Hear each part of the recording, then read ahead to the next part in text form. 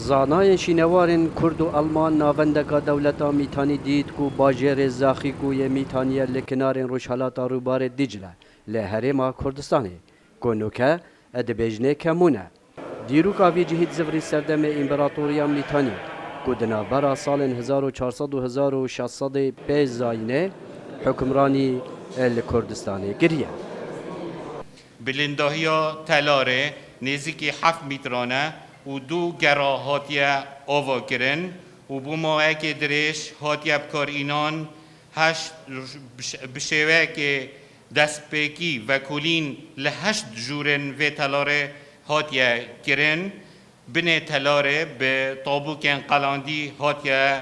دانان و 10 تابلت مسماری کود زورنا سردم میتانی دنافدا هاتینا دیتن کونوکا زاناین زمانن کون لزانکوا های دلبرکی آلمانی مجیلی ورگرانا وان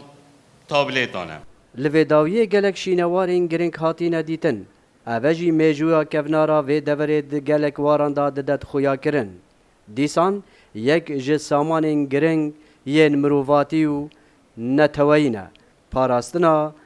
وان رنگ شینواران گلکا گرنگا بیتا کرن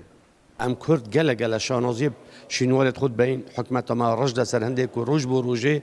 پتر اوه بین دیار کردن داکو مفاجئ بیت وقت وکی همی بوارن دین ین جیانه وکی بجین سیاحه وکی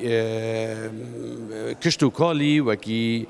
صناعتی اوه بوارجی خلک کردستان مفاجئ ور بگیرتن و ببیت دیرو که کپیس بو خلک کردستان چاو بجین افشوین وارد افرو کل زاخیک و الکمون هاتی ندیتن وصل الجيانا مجروجة كبيتا ديروك بو هندا ملت انديش بر هندي لازم ام گرنگيه کا تایبتی وی بوری بدن و از باورم کو حکومت مت سالم بندا دی گرنگيه کا تایبت وی بوری داد يعني جيارة خلكي باجرينا ناسنا باجري كيب تشتي دنياسين بشينوار نيو باجري دنياسين لجي اسف يعني كا اف باجري كو امتي دا وهمي غوا ام باجري جلك مزن دنياسين بس باجري كا جل جارا روخاندنا جين شينواري تيتا كيرنو كس خلينا قدا خدان مينا مزجفتا